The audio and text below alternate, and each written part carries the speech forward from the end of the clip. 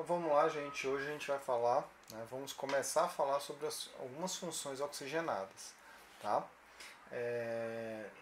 Iniciaremos falando sobre três delas, né? Que são os álcoois, acetonas e os ácidos carboxílicos. E aí a gente vai continuar esse nosso estudo com essas funções oxigenadas. Tudo bem? Então o que a gente vai aprender nessa aula? O que são essas funções oxigenadas, tá? E o que é um carboidrato, qual sua importância socioeconômica e ambiental. Ok? Então aqui está um quadro geral, certo? É um quadro geral em que eu mostro algumas funções oxigenadas. O que é uma função oxigenada? É uma função em que contém carbono, hidrogênio e oxigênio. Então é uma função orgânica que contém esse camarada aqui, o oxigênio. Tá? Então tem outras funções oxigenadas além dessas aqui. Tá? Mas nas sequências das aulas a gente vai ver primeiro os álcoois, depois os ácidos, depois os aldeídos. Tá bom? Então as funções oxigenadas, tá? Essa parte em vermelha está relacionando o que? O grupo funcional, aquilo que representa essas classes de substâncias. Então os álcoois, eles são representados o que? Por uma hidroxila, tá? Não esqueça esse nome, que é o nome desse grupo aqui, OH, uma hidroxila ligada a um carbono saturado, tá? Seja esse carbono primário, seja esse carbono, aqui é primário também, né? Carbono primário, porque ele só está ligado a mais um carbono, aqui não está ligado a nenhum, então ele é primário. Ou seja um carbono, no caso aqui, secundário, ligado a outros dois carbonos. E se ele for um carbono terciário, também ele continua sendo álcool. O que tem que ter para caracterizar um álcool entre a ligação entre a hidroxila e o carbono? Esse carbono tem que ser um carbono que a gente diz carbono saturado. Tá? Deixa eu escrever aqui. O carbono ele tem que ser um carbono saturado. Tá? Ou seja, um carbono que só faz ligações simples dentro da cadeia. Então aqui só tenho ligações simples, então todos esses carbonos são saturados. Esse carbono é saturado porque ele só faz uma ligação simples com o seu vizinho. E aqui é a mesma coisa, só faz ligações simples com o seu vizinho. Se não for um carbono saturado, por exemplo, fizer uma dupla ligação, já não é um álcool. Tá? Aí vai ser outra classe de substâncias. Tá bom? Então, esse grupo funcional caracteriza os ácidos, conhecidos como os ácidos carboxílicos, que mais tarde a gente vai estudar melhor. Tá? E aqui o que caracteriza os aldeídos é esse grupo funcional que é uma carbonila. Esse grupo aqui, carbono fazendo dupla ligação com oxigênio, é conhecido como carbonila. Uma carbonila ligada a uma cadeia carbônica e com uma ligação com o hidrogênio. Esse grupo funcional caracteriza a função orgânica conhecida como os aldeídos, tá bom? Carboidratos. Por que vamos falar dos carboidratos? Tá? Porque os carboidratos é uma classe de substância, vamos dizer assim, é um grupo de substância que contém justamente funções, uma grande quantidade de funções oxigenadas, tá? Para relembrar, né, quem já estudou um pouco de bioquímica, carboidratos, tá? São aquelas substâncias que compõem o quê? A energia, né? A energia ou a reserva energética, tá, dos vegetais. Então, os vegetais têm como reserva energética os carboidratos. E por que tem esse nome? O nome do carboidrato provém da sua fórmula mínima, tá? Que é constituída por um carbono e uma molécula de água, tá? Esse N significa o quê? Um número, tá? Dessas unidades aqui, ó. Então, carboidrato vem do quê? De hidrato e carbono, carboidrato, tá? Então, um carboidrato ele é caracterizado o quê? Por várias unidades dessas aqui, tá? Por isso do nome carboidrato. Então os carboidratos são reservas energéticas dos vegetais. E a gente consome esses carboidratos para também termos energia. Tá? Também é a principal fonte de energia dos seres vivos. tá? De uma maneira geral, seja ele carnívoro ou não, tá? Ou herbívoro. Então os carboidratos eles desempenham uma função importantíssima no modo de vida como temos na Terra hoje, tá? E ele, tá? Como mostrado aqui, ele é produzido aonde? Na fotossíntese dessas plantas. Então as plantas, né, utilizam o gás carbônico e a água, e a partir dele produz o carboidrato, que mais tarde a planta vai fazer o quê? Ou que ao mesmo tempo, tá? Porque ela não para de respirar, porque está fazendo a fotossíntese, mas enquanto está fazendo essa reserva, parte dessa reserva é utilizada para a planta sobreviver, no caso, respirar. Então ela utiliza o carboidrato tanto como fonte energética, como uma reserva para utilizar esse carboidrato em algum momento em que tenha, né, de alguma maneira, falta de nutrientes aí para essa planta. Tá? Então, os carboidratos, na verdade, ele tem uma função de reserva de energia, tá? Que é essa energia que é absorvida na fotossíntese. Tá?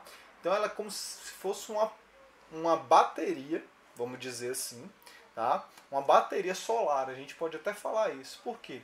A fotossíntese, ela recebe essa energia do Sol, certo? Por meio dos fótons, né? Que vem da radiação eletromagnética do Sol, e essa radiação produz a fotossíntese, que são cadeias de reações químicas para finalmente produzir essa reserva, né, ou essas moléculas de grande nível energético, de grande energia, que são os carboidratos, que aí a planta vai utilizar para sobreviver.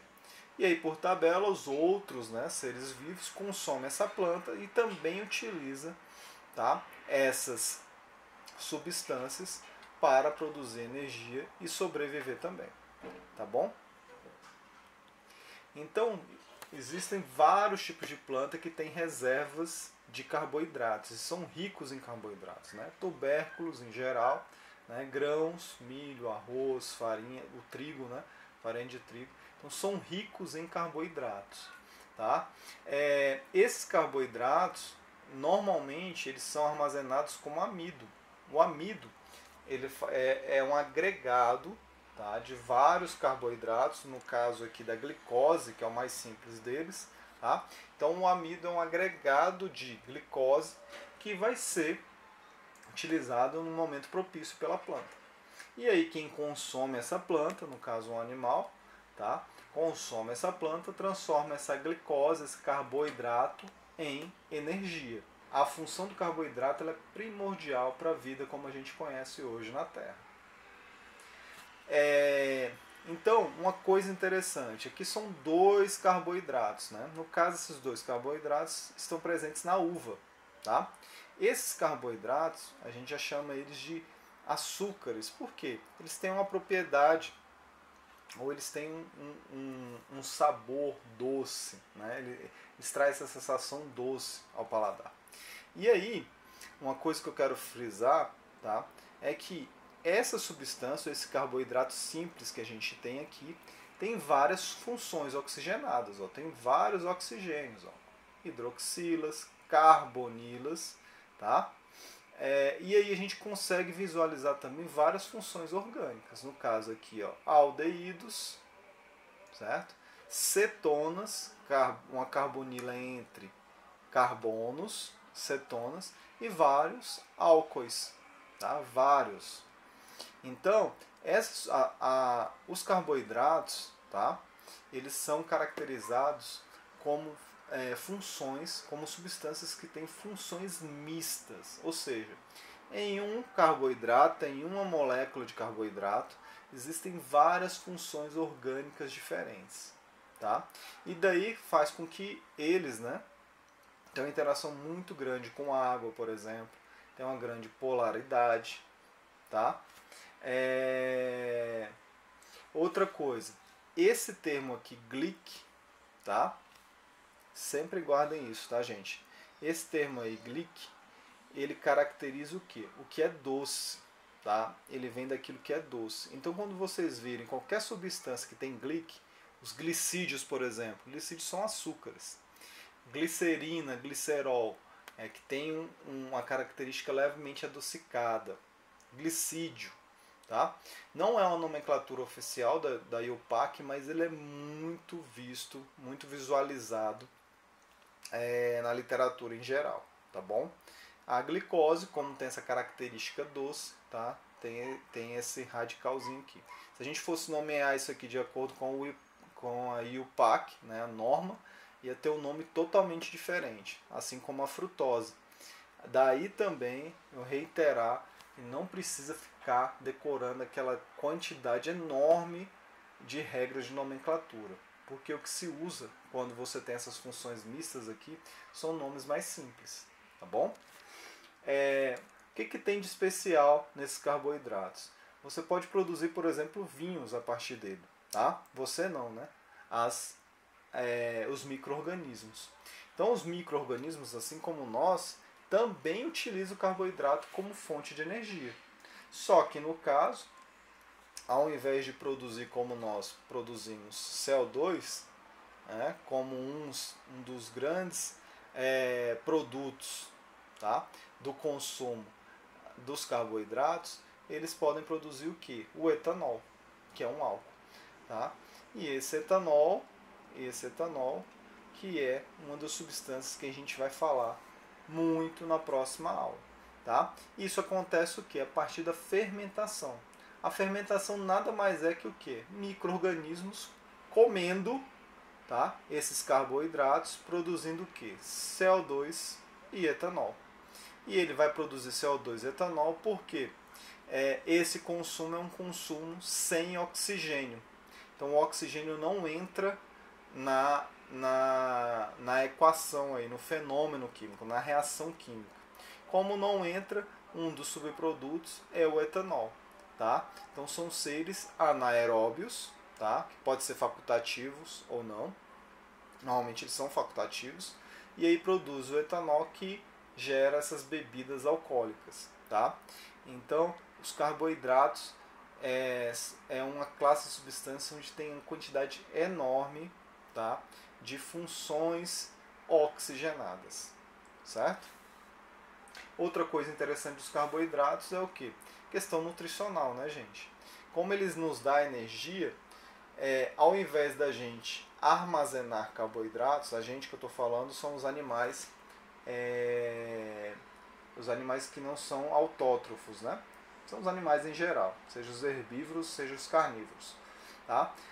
Os animais fazem o que com essa reserva, ou com essa classe de substâncias conhecida como carboidratos? Aquele excesso ele transforma em outras substâncias, que são o que? Os lipídios, as gorduras. E essas gorduras que são a reserva de energia dos animais. Quando ele precisar de energia, certo? Ele vai recorrer o que? Às gorduras. Caso tenha uma dieta rica em carboidratos, ele nunca vai requerer essa reserva de energia. Ao contrário, vai reservar mais ainda. Tá? Então os carboidratos também têm uma ligação com a questão da alimentação por isso. Tá? Porque o excesso e a falta pode levar a consequências à saúde da pessoa, né, ou do animal que esteja consumindo em excesso ou não. Tá bom? Então por hoje é só. A aula que vem a gente vai falar sobre os álcools, tá bom? Obrigado.